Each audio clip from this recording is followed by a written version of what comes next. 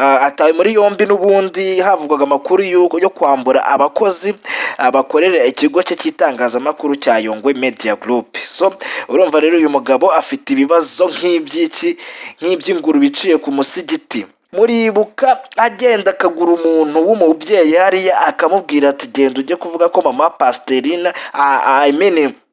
uwitwa Pastor Theogene asize abyaye umwana imusozi atakurikiranye atareze, atanga n'ibihumbi 50 kugira ngo uwo muntu ajye gusebya nyakwigendera Pastor Theogene. Narabibabwiye ndababwira ati mwabana mwe, Imana buriya nubwo iba yiturije nayo hari igihe yikorera utuntu twayo ikababwira ati ibyo wakoze cya gihe dore uyu munsi kano kanya birakugatsa. Ntabwo turi hano kugira ngo ducire imanza, niyo mpamvu ubutabera bubaho, ariko njye mbabwira uko ushaka guhemuka muri iyi si nawe urahemukirwa.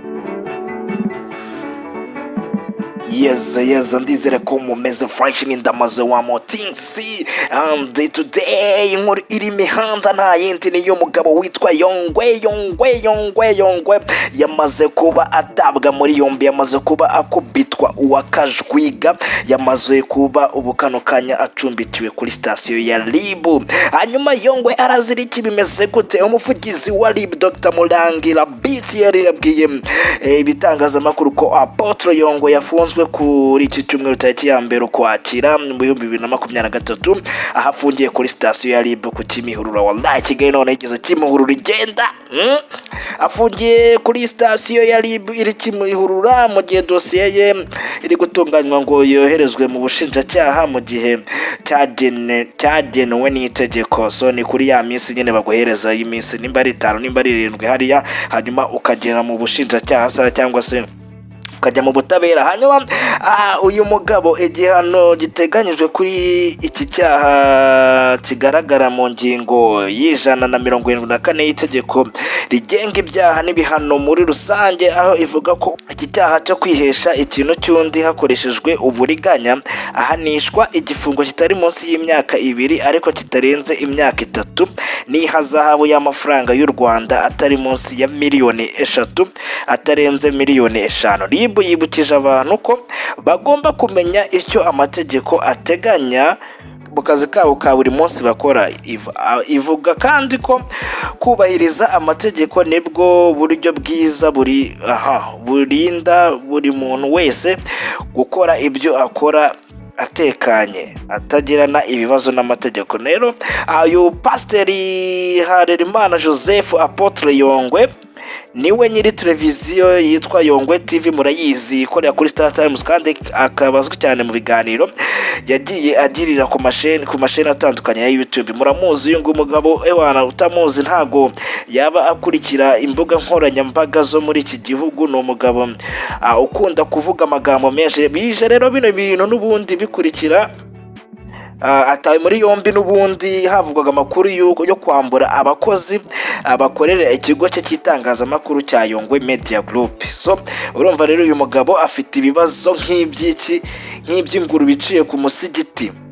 Agomba kuza kubisobanurira kugira ngo gahunda zigenda neza, kuko muri uru Rwanda iyo utagendera ku mategeko cyangwa se iyo ushaka kujaminga amategeko hari abagabo babikubaza akakubaza bati eske ko ibi ngibi utari kubikora neza bimeze bite? Yongwe rero mbibutse yuko Yongwe yigeze kugaragara mu mitwe y'abanyarwanda aho yadutesheje umutwe ku buryo bukomeye. Ndanababwira ati buri gihe kiragira Imana nayo ikikorera ibintu byayo, bishobora kuba kuri wowe cyangwa bikazaba ku rubyaro rwawe. Yongwe muribuka agenda akagura umuntu w'umubyeyi hariya akamubwira ati genda ujye kuvuga ko mama Pastorina uwitwa Pastor Theogene asize abyaye umwana imusozi atakurikiranye atareze, atanga n'ibihumbi 50 kugira ngo uwo muntu ajye gusebya nyakwigendera Pastor Theogene. Narabibabwiye ndababwira ati mwabana mwe, Imana buriya nubwo iba yiturije nayo hari igihe yikorera utuntu twayo ikababwira ati ibyo wakoze cya gihe dore uyu munsi kano kanya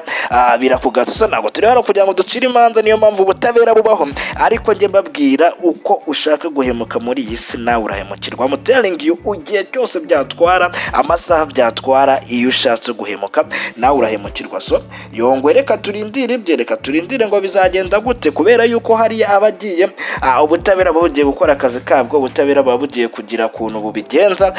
So niyo mpamvu mubwira ati nimba Yongwe warahemutse, ubutabera burakugeraho. Kandi ikindi wongere wibuke igihe wari uri gufata umwanya wawe uri kwishyura abantu ati mujye gusebya runaka, musebye runaka kubera za views zimwe nababwiye ati za views ziza zikaruta umuntu, bya bintu mukora biza bikaruta umuntu. Hari ubivuze neza ati iminsi ni 40, ariko hari igihe ubona ukubise ibihumbi bine ukagira ngo nyagasani yarakwihoreye. Buriya nawe aba agifite umunsi wa nyawo kugira ngo akwereke ko bya bindi wakoze, kwa kundi wagiye ugasebya umuntu, kwa kundi wagiye ugashyirishamo umuntu, anytime nawe ko iyo minsi ishobora kukugeraho kandi none ikazi kakaye. So ntabwo tukwifurije guhera muri jelo, ariko narababwiye iyo ukora amakosa nkuko hari umuhanzi wabivuze neza ati Imana ni iry'amandazi kandi deni ry'inzoga ewana rigaruzwa n'inzoga tu. Yongwe iminsi wowe kabyarawe ubu ntiwabona ariye, reka tubihanga amaso, reka tubitega amaso. Gusa nizere ko aho uri rwose ugisaba imbabazi, ukinicuza ku cyaha wakoze. Ari icyaha wakoze kandi ugikorera umuntu wamaze kwigendera, de plus umukozi w'Imana.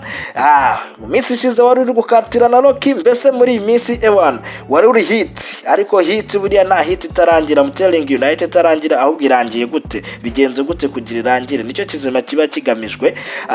Reka dutegereze icyo RIB noneho izavuga kuri uyu mugabo wari umusitari n'umusitari ufite ibikorwa byinshi bigiye binatandukanye. Muri ukavuga ati twebwe twahoze turi kwigisha abantu batubwira uburyo cyo abapasiteri batagomba kubaka, batwubaka na za Nyarutarama, batwubaka na za Hene. So ni umuntu wagiye avuga amagambo menshi. I'm telling you, washatse no kubanza akegezaho n'ibintu by'Imana, akabanza akabicalenjinga, ariko buriya nibyo nakubwiye ati nyine yo yikorera utuntu twayo at the time, igihe n'abantu batari kumenya ngo bimeze gute, yo iravuga ati bino bintu bigomba kugenda gutya na gutya. So mugabo Yongwe, Imana ikorohereze bro, Imana ikorohereze. Icyo tugusaba no kugira ngo ubutabera bukora akazi kabwo no gufungurwa byawe byiza, kuko wagaruka muri industry nanone ukongera ukivugira, ariko ukamakinga sure neza noneho ko nugaruka ugomba kugaruka uri mu murongo wa nyawo, wa murongo uvuga ati bya bintu birashoboka, nanjye ibintu byambana ibibazo gutya, ibintu byambana imikasi gutya. Niko ku bintu biba bigomba kugenda neza. Naho ubundi iyo udahinduye system, hari igihe uba ukeneye ako kanya ko kugira ngo Imana ibanze ikwereka yuko sometime uba ukwiye kuringa down, ugacisha bugufi, ukakemera, ukavuga uti no, umenya n'ibyo uvuga mu buryo bumwe cyangwa ubundi, cyangwa se nimba n'izo view ugiye gushaka ukamenya uburyo uzishakamo, ukareka kutotera abantu b'Imana, kubera yuko buriya tujye twubaha abantu b'Imana cyane. Ibyo twakora byose kano kazi nimba tukarimo, by the time iyo ugiye ukagakoreramo amafuti, igihe cyanyacyo ya mafuti agira gute arakugaruka, kandi ibyo ntabwo tubizi igihe bizabera mon frère. Niyo mpamvu njya mbwira n'abablogger cyangwa se abantu bose bakoresha YouTube, imbuga nkoranyambaga hose bazikagera hose, nujya uvuga uziga, kuko by the time ibintu birakuyobera, isi ikakwikaragira. So Yongwe, nizere ko iyi minsi hari ikintu iraza kukwigisha, iyi minsi hari ikintu iraza kuguhereza kugira ngo ibintu bigende neza. Njye mvuga ibintu uko mbibona my friend, mvuga ibintu uko mbibona n'ukuntu mbyumva. Nta muntu ndi hano kugira ngo nshingwa none se ngo yishimiye ko yafunzwe. Ntabwo twishimiye ko yafunzwe, ariko nanone hari igihe nanone uba warakoze ibintu sometime bikakugaruka. Tujye twemera ukuri guhari, So Imana imworohereze rero hari kandi Imana izamufasha navemo. Ubutabera burakora akazi kabwo, nibubona koko ari umwere buramurekura. Ibyo byo ni mara moja, nibibona noneho ari umunyabyaha nabwo ashobora kugezwayo nyine akagururwa, cyane yuko nta shene dacika. I'm telling you I'm out for this, kubera yuko ntawe ndi hano kugira ngo nshimishe, nta n'undi hano kugira ngo tutane mu mitwe, mbabwiye ibintu uko bimeze. So reka dutegereze uko inkiko zizabigenza, kandi ndamaze nimba hari uwo bigize gute ijenenye.